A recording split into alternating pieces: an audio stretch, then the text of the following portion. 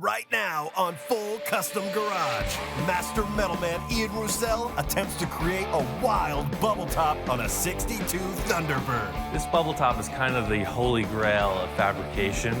It's pretty mysterious.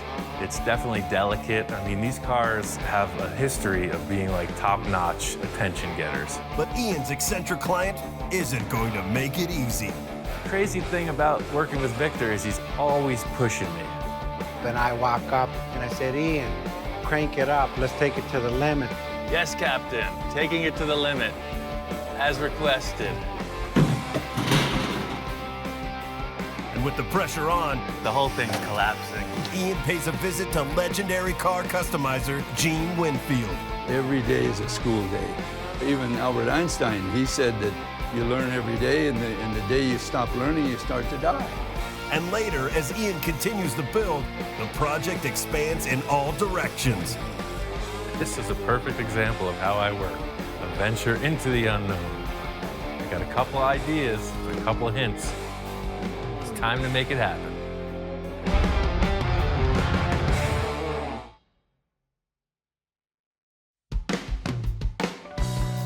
Victor started off as a client. I would do random modifications on his cars, and he's become my biggest patron. The dude, I don't know how many cars I've built for him, but if you look at the examples of where this man goes, his cars are top-notch. Ian, throughout our relationship, has been able to achieve anything I ever wanted to do. The guy's got an imagination that I've never met anybody that has like his way of thinking. Everything we do is art. These are not cars, these are works of art, they're sculptures. Victor's cars are full custom stuff, really artsy, and he trusts me to just go off with my own designs, and if they work, he follows through with it. Otherwise, we just collaborate on a lot of stuff.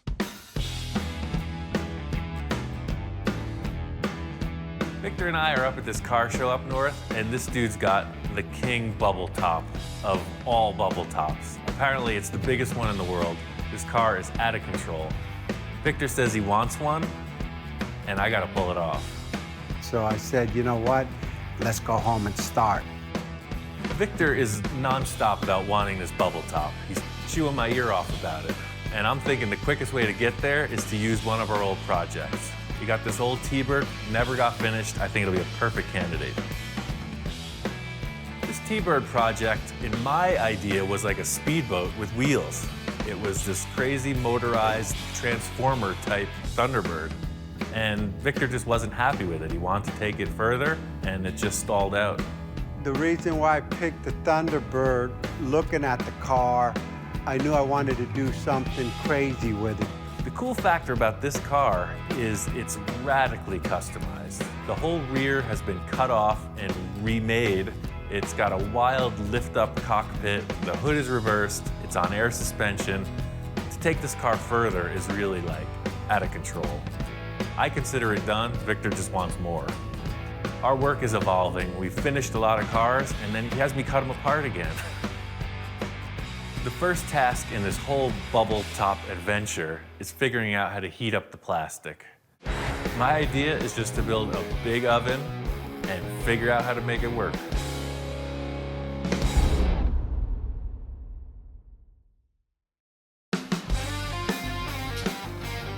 The first task in this whole bubble top adventure is figuring out how to heat up the plastic. The only hints I have at this are some pretty obscure writings about how Ed Roth did it. Some folks say a pizza oven. Other people have talked about like electric heating elements. The real challenge here is figuring out how to heat up a huge amount of square feet of plastic at an even rate. I got a couple ideas using some sheet metal, some plywood, and angle iron with a masonry board as insulation. I need to build an oven big enough to heat this thing. So what I ordered was 2 different thicknesses of plywood. The heavier stuff will be the form for the Lexan when we inflate it. The thinner stuff is for the walls. And the masonry board is insulation, and the galvanized steel is just something hopefully to reflect the heat and protect all of it. The loose factor about this oven because there's no way to test it except to do it. So I'm gonna build it, fire it up, see what happens. We're gonna build a frame to hold these masonry sheets and then cut the plywood and sheet metal to match. The cool factor of this whole bubble top thing is, like, I've seen this since I was like 8, 10 years old. You know, these cartoons of cars with crazy plastic roofs. How the heck do they do that? I've always wanted to find out. Every project I do, I'm really just trying to push my skills. This plastic experiment is really next level. I've never tried anything like it, and it's a huge challenge.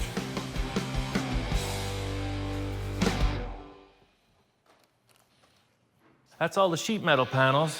Next is the dusty part. I don't know how dirty this is gonna get, but let's see.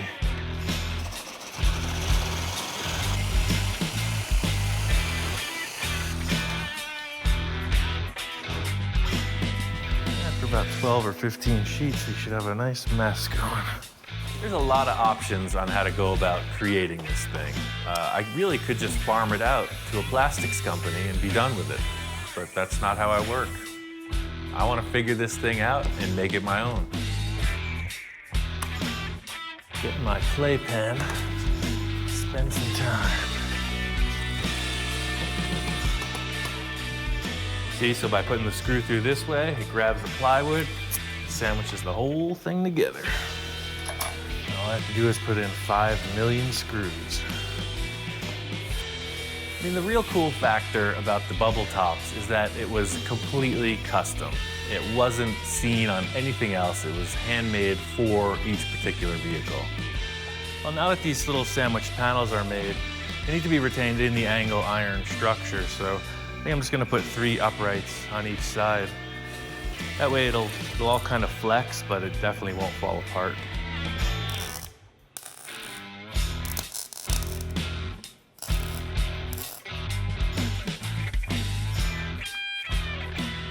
Next step is to take the rest of the angle iron and create a perimeter frame that'll be for the lid.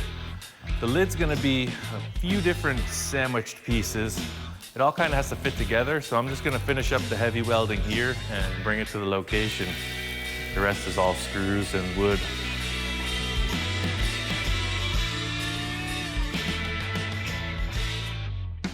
Big challenge trying to figure out how to heat this thing up. I'm just hitting walls with it. Ian came over, I said, okay, Ian, what do we need? Well, he said, we need an oven. I said, okay, now we need an 8-foot oven.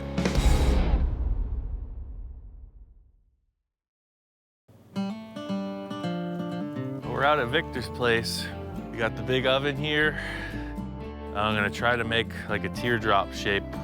I've read about different plastics, and each one has its own characteristics. I've settled on this acrylic sheet plexiglass. It's 3/8 inch thick, and it's a 5-foot by 8-foot sheet. The plastic needs something to hold it in shape while it's heating up. This whole idea with the backboard and the retaining ring is really just to keep a solid base. So the edges remain perfectly flat, and the interior part of it will heat up and expand. My idea with this base plate is that we could blow 4 or 5 different roofs and they would all be successful. They'd be interchangeable and Victor could just pick the one he liked. I'm creating a balloon with wood and plastic components. I'm trying to make it airtight. The silicone is going to help seal it.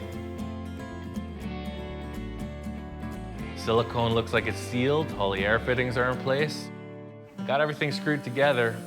Big challenge trying to figure out how to heat this thing up. I'm just hitting walls with it. I'm talking with Victor about it. And he said, well, we need some igniters or elements. I said, I got some perfect elements. Let me just finish cooking my steaks. I guess his family barbecues a lot. You know, they have big family events, go on vacation. They do a lot of motorhome camping. And they got these 2 huge commercial barbecue grills, and he thinks that it's gonna make it happen. Victor and I share a lot of the same characteristics. I think this barbecue thing might just be too much. He's convinced it's gonna work. All I have to do is prove it. Each grill has 2 propane tanks, so we'll have 4 5-gallon propane tanks, which should be plenty of capacity. As long as these guys get that volume of air warmed up, it should work. All you can do is try. We're either gonna have the right amount of heat or not enough. We'll see. I built this whole oven without the lid on. So we're here, we're doing this, and it occurs to me that with the lid on, you can't see anything inside the box. That's a problem. I used to work in a foundry, and they had this huge kiln, and it had this perfect porthole that you could look into it. So I'm just gonna cut a hole in the box and make the same little door that I saw on this kiln. Got a couple portholes cut in the thing, got a couple barbecue grills. We're just going for it. They make some heat. Let's put the lid on. In keeping with the low-tech approach, I've got some plumbing pipe, a simple gauge, and some air fittings. The idea is to just create a controlled air source to inflate this thing. Target temperature for this is 375 degrees to get the plastic that hot. I had the idea that this laser thermometer would be a perfect way to check out the temperature, and yeah, the readings are consistent, it's heating up, and it seems like it's gonna happen. Pretty weird. This huge sheet of plastic, as it heats up, is starting to deform. It's getting like all wobbly looking, and just putting a little bit of air pressure in it. Ian just strategically putting the air in and heating it up, and I walk up out of coming from a project that I was on, and I said, Ian, crank it up, let's take it to the limit. Yes, Captain, taking it to the limit, Take it all as the way. requested.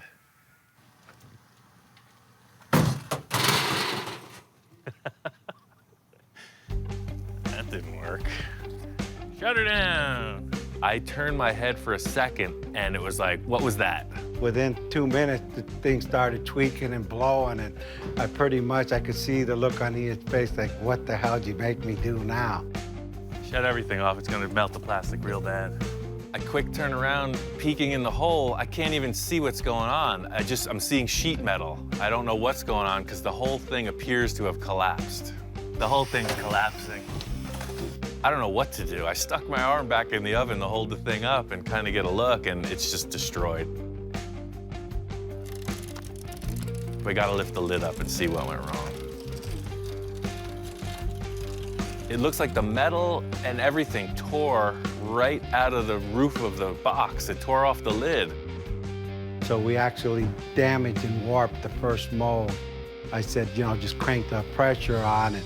That was the wrong thing to do, but hey, it's a good story. This thing was twice as big before this broke. So what happened was he lost air pressure and it shrunk. What a bummer. To most people, this thing looks like an utter failure. I'm gonna work through it. This directly relates to my process because I don't know what I'm working with. Most of the time, I don't know where I'm going. So this is where it failed. It ripped off of the backer board. You can see it's all jacked up on one side. But what this does is it proves that the theory works. This whole process is pretty mysterious. The only guy I can think of to talk to about it is Gene Winfield. Gene Winfield's the man, straight up. He's been there, he's done that. Custom car builder, an icon since the 50s. He's the go-to guy.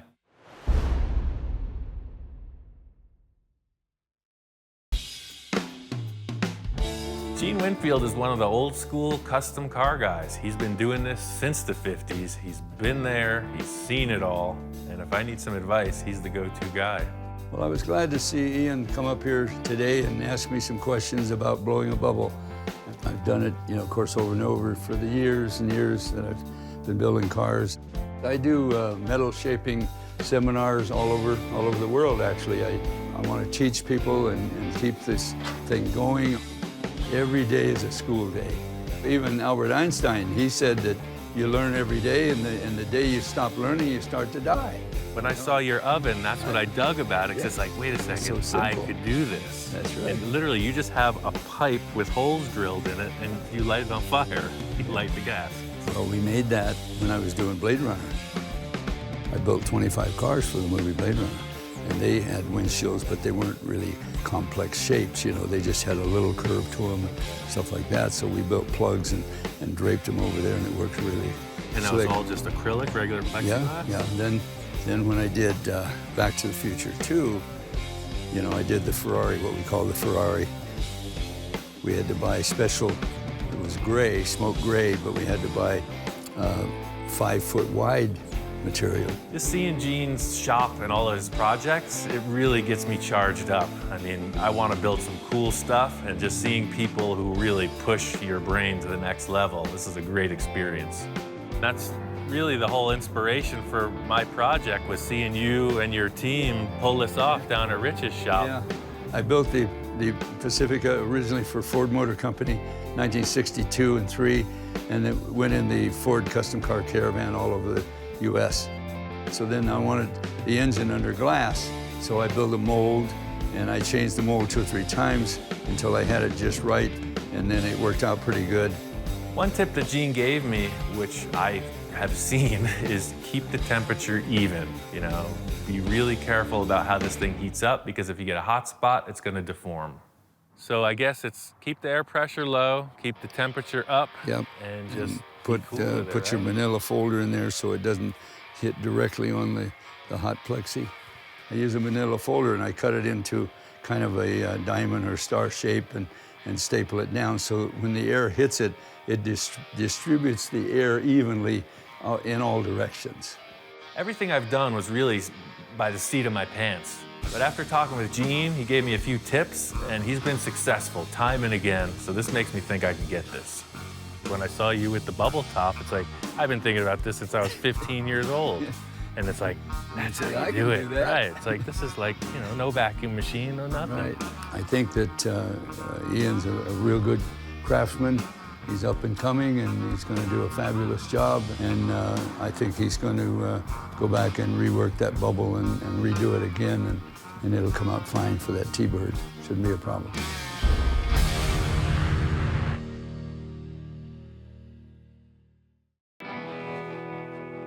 After talking to Gene for a while and really just coming to understand his process of doing things, it really parallels mine. It's like a real do-it-yourself attitude.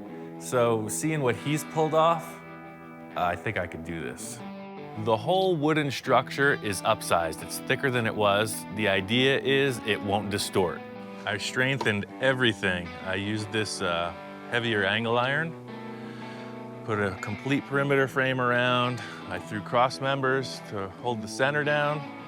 The fender washers around the perimeter, they're gonna hold the wood in place. The steel is gonna hold the whole thing together. It's like a big, heavy unit. Just gotta keep this plastic under control. It's heavier than it's ever been. We got wheels on the gantry, so we can just lift the lid into place, no struggling, no error. I set up areas to put a little temperature gauge. I put an air pressure gauge on the inlet, just to try to keep the air a little stiller. I don't know if it'll have any effect, but I just put a couple masonry boards to close up the air gap on the front and on 2 sides of it. I put some marks inside the box to help out. I didn't know how big the thing was. I was looking at a screw on the wall and just trying to gauge how far down it was. As I understand, the whole deal is even temperature and inflating it so the thing doesn't tear. You want it to be consistent all the way across the surface. The ovens are pretty much where they were, but we never had them even. They were just kind of laid in there, so I put them equal distance from the walls. Propane tanks are full. All the burners I took, made sure that they're all working properly. Game plan from the start for me is to slowly heat it. Preheat it to about 200 degrees, and in 10-minute increments, raise the temperature. Get it up to 300 over the course of a half an hour, and let it soak.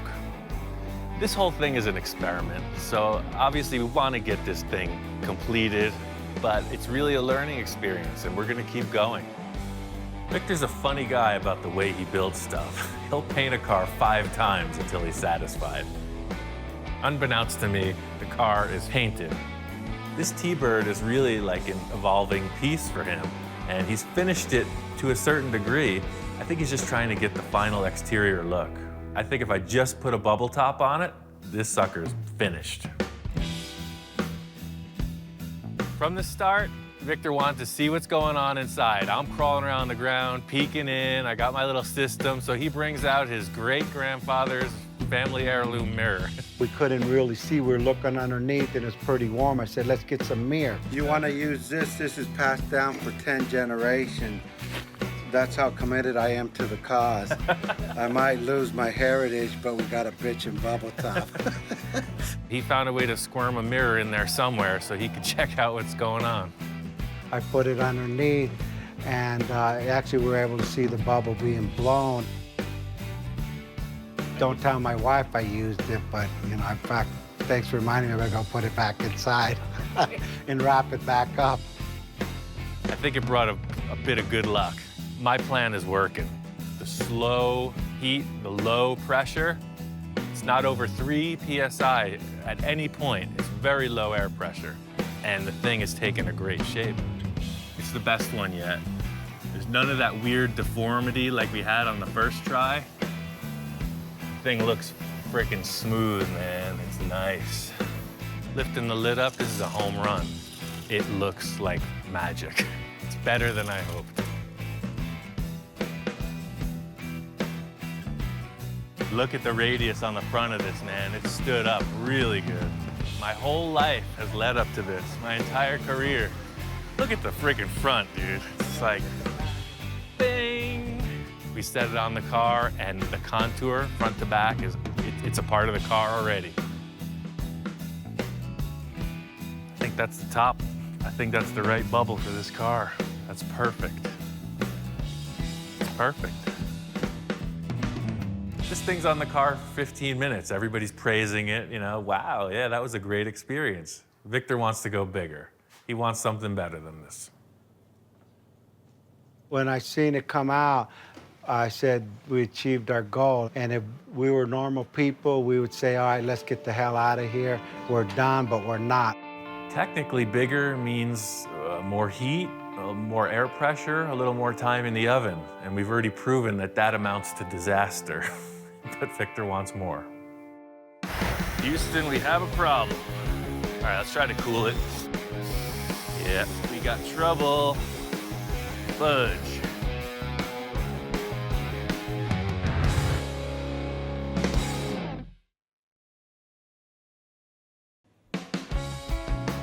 We were really successful with this last dome we inflated. The proportions are dead on. Talking with Victor, he wants to max it out. That's how he rolls. We're gonna just push it hotter than ever and more pressure than ever. We're gonna get the biggest shape we can out of the box that we have. I'm following the same procedure as the other times. This time though, I'm gonna let it cook a lot longer. The way this one's coming together, this one seems to be coming out the smoothest of all of them. I just don't want to get it too close to the flame because that's certain death. It's still pretty nerve-wracking. There's uncharted territory. How hot can you go? How much pressure can you put in? We'll see how hot it gets.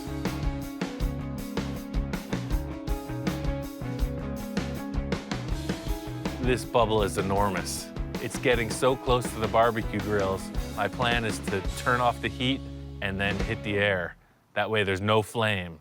It's just hot air. Houston, we have a problem.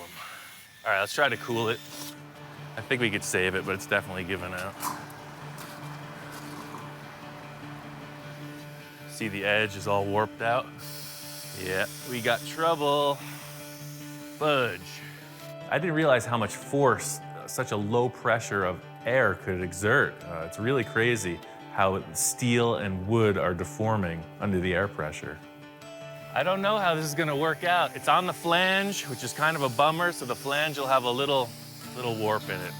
Similar to the first failure, just not as drastic. Well, we just gotta cool it off, so I raise the lid and let some air circulate. I'm just holding it at 3 PSI. Raising up the chain hoist, and the thing looks sweet. It's enormous. Better than I hoped. I think it's over 2 feet tall. That's real good. It's Quite a dome we've got there. You can see here is a little wackiness, but all in all, I think it's usable. It's pretty substantial. 22 inches. The other one was just under 16, so that's a pretty significant increase.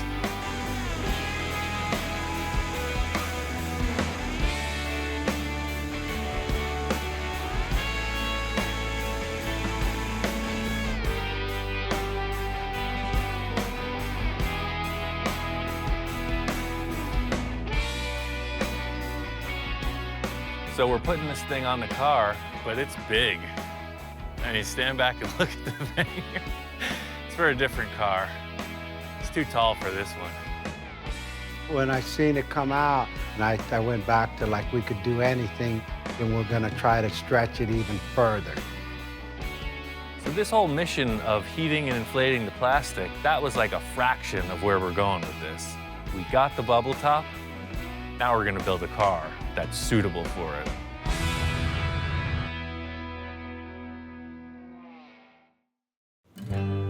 Victor's he's pushing it. He wants more. We're sitting there checking the car out, thinking about ideas, and he comes up with this spinning bubble top. I said, okay, Ian, this one's gonna spin, go up and down and spin. Yeah. Victor's talking about all these ridiculous concepts. He came to the right guy. This is what I do. I'm totally on board. Victor just wanted me to get this concept as quickly and as inexpensively as possible. Just prove that it works so we can go forward. Since there's no bubble top rotating supply hardware surplus store that I can think of, my friend Bill, he's got a pile of old junk. I think I can make something happen.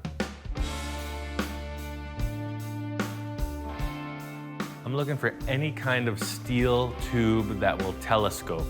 It just needs to work like a power antenna almost, or even any kind of antenna where they telescope and get progressively taller. The whole idea is you have multiple sleeves and it should be incredibly strong. So my thought was there would be like a sprocket with some kind of a motor over here, with a chain drive maybe, and it spins the whole deal. Just in the way I'm picturing this mechanism working, I think it'll need like 3 or 4 concentric tubes. I'm thinking just to save space and be ridiculously strong. It has to be super heavy duty. I don't know how much weight's gonna be on here, but the leverage on the pivot pin is gonna be incredible.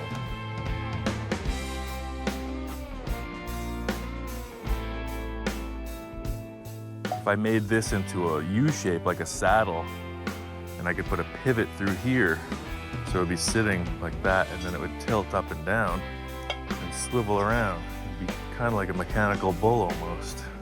We could buy anything, hydraulics, motors, whatever. I just gotta see if this thing has the capacity to perform. To get this whole deal to spin, I'm thinking some kind of a chain drive would be good, because it really gives you the opportunity to move the motor further away from the whole pivot assembly. This is what I'm using. Bottom line is, this is such a crazy concept. I just gotta throw it together, low budget, quick and dirty, and prove that it works.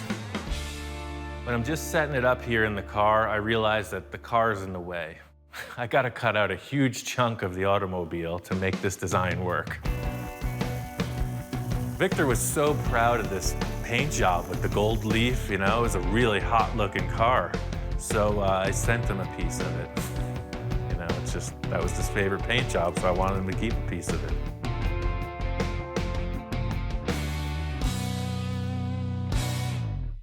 My original concept was to have this lift like on a hydraulic ram or something, but there's just no room.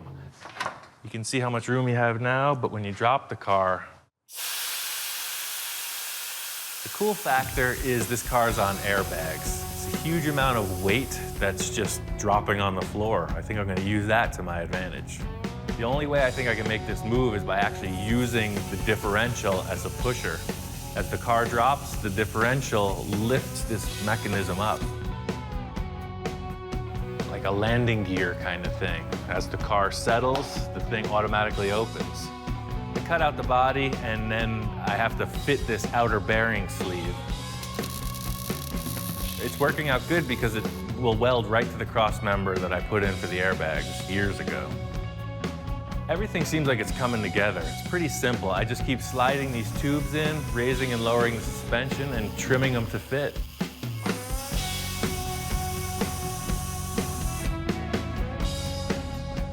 This saddle isn't really working on its own. It's designed to work with the leverage of the big dome attached to it. So I'm putting this rod on to simulate the leverage that's going to be there in the end. Prepare to lift.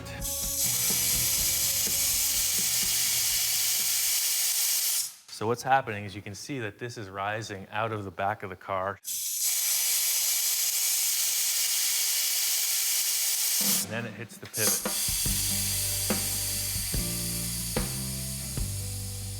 And then it hits the pivot. I think it's just jammed.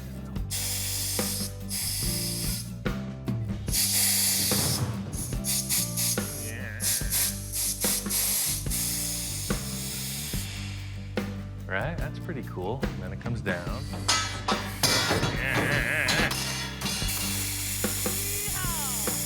The whole deal with this is just greasing up everything. It's rusty, dirty metal. As soon as I sanded it a bit and put grease on it, it smoothed right out.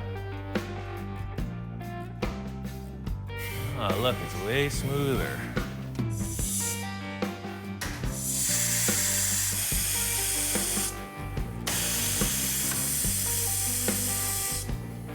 I'm stoked. This thing is working better. Every time I raise it, it smooths out a little more.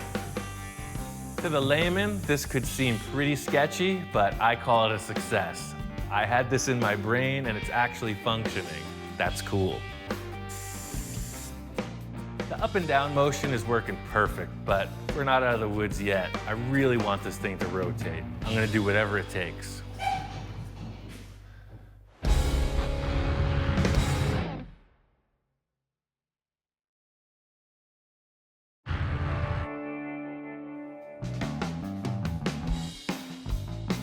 The next step is making a support ring to hold the acrylic dome. It's really a no-brainer. It's just some 1x3 heavy wall rectangle tube. The whole plan with the shape of this ring is to use the wooden backboard from the original oven. That way I'm sure that the contour matches this plastic bubble. The hardest part about this is going to be this really tight radius at the front. I think what I'm going to do is put the tube on the roller and create a gradual arc like it is through here. The thing with the bender is it makes perfect circles. This is kind of an ellipse, sort of like a spiral. So I'm going to have to take that circular shape and tweak it. It's got a couple different radiuses in it. I'm going to have to put the saw to use and have to just slice every inch or so and kind of fold in a tight radius for these corners. So the whole deal here is you can see how it was, but by slicing it, see, it makes a tighter radius.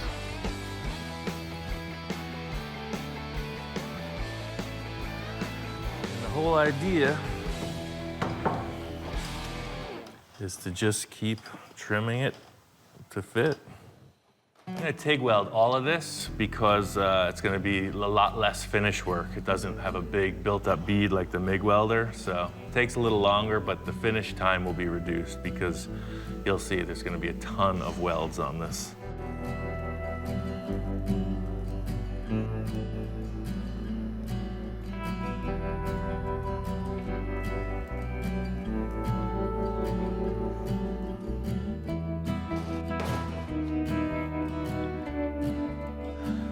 See where it's at. It's darn close. I just got to put a piece in.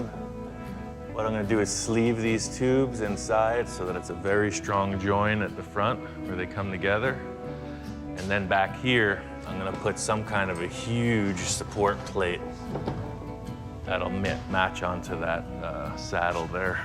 Once I put the plastic on here, I'll just go through with a series of holes and put some kind of a rubber grommet. That way the metal is never touching the plastic. It's just suspended in like a rubber bushing. I knew I was gonna hit a wall somewhere in this project. The thing with the motor gear drive, I knew was gonna be a hassle. Yeah, so this motor needs a lot of room. I knew that this motor was gonna be a pretty big setup in the car, so I just cut out a bunch of sheet metal, and then I just went in for the simple lift mechanism.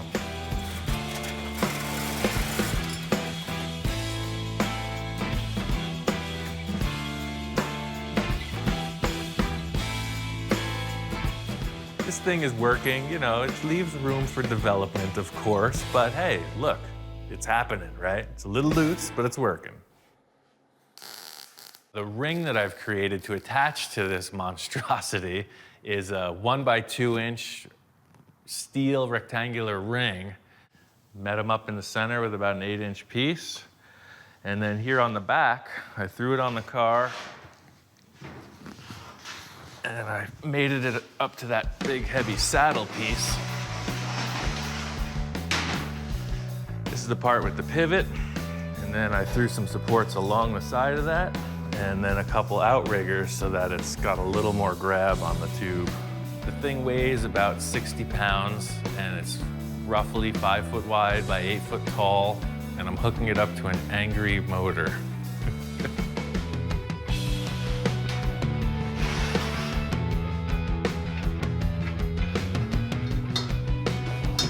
Victor and I have done enough projects to know that his cars are going to get cut up. It's just what happens. I'm just going to chop a hole in the doors, modify that, set the ring down. You know, it makes it part of the car instead of just stacked on top of it.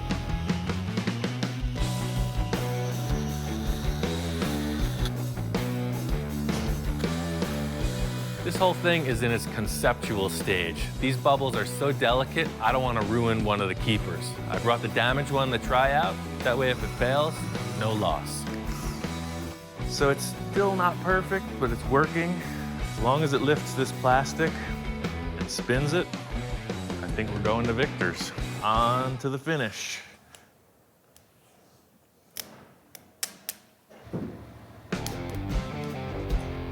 Literally, this car lifts up and spins around. It's awesome. You've never seen that before. Probably for a reason.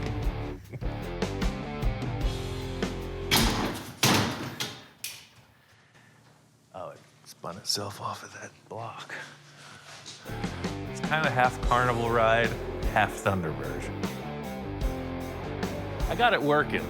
It's still kind of loose, but it definitely demonstrates Victor's concept perfectly. So it totally works. I'm gonna take it down to Victor and see what he thinks.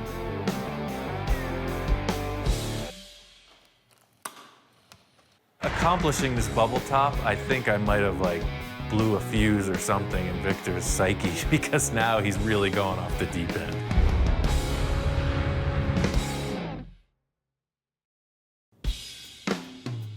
Okay, I got this car back to Victor's.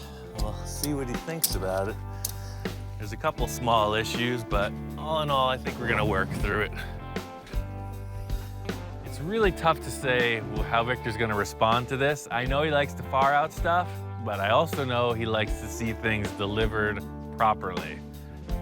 I pull in with the trailer and I see Victor. He's not really jumping for joy, let's say that. The car shows up, it's half disassembled, there's a bunch of foam stuck to it. When I first saw the car, I seen it was in the rough state. I want a system that will open up and rotate and be safe and secure. So that's what we talked about, and that's what I'm hoping to see today. It's all there, it's proven to work, so that's kind of where we're at. I just need you to make a decision on whether you'd like it to spin or not. How fast is it going up and how fast is it rotating? It rotates too fast. Like how fast is too fast? Like it wanted to kill somebody. So let me show you the rotation. I'll ask you to stand back when I turn it on. He put it on and it was rotating like very fast. He almost took off my head a couple times. But just seeing this wild concept got his brain going in a whole new direction. Accomplishing this bubble top, I think I might have blew a fuse or something in Victor's psyche because now he's really going off the deep end. He's talking about some wild concepts, and we're only at the beginning of this next stage. On the next episode of Full Custom Garage, the bubble top goes out of this world as Ian and Victor take it to the next level. I want it to be like a spaceship.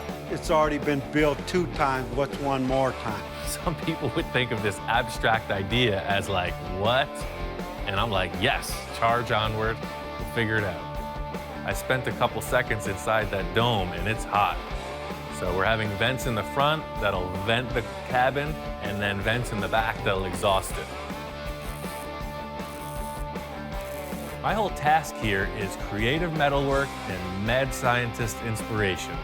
He's got pro body guy on the job, he's got a pro interior dude. I meet the guy and it turns out he's deaf. And Victor's like moving around, flailing his hands, this and that. You know what? I move my hands and I'm a hand talker, if you could see, and we could communicate perfectly. He's talking about making it look like this is like the main power source for the entire car. It's crystal-powered spaceship. I'm a subtle guy, if you could tell by my car. We're on the final run of the whole game right here. And Victor comes up with another idea. But now I said, Ian, we need a new element. He wants to take it one step further, so we're gonna try something unique once more with the roof. I don't know exactly how we're gonna get there, but this car is gonna be amazing.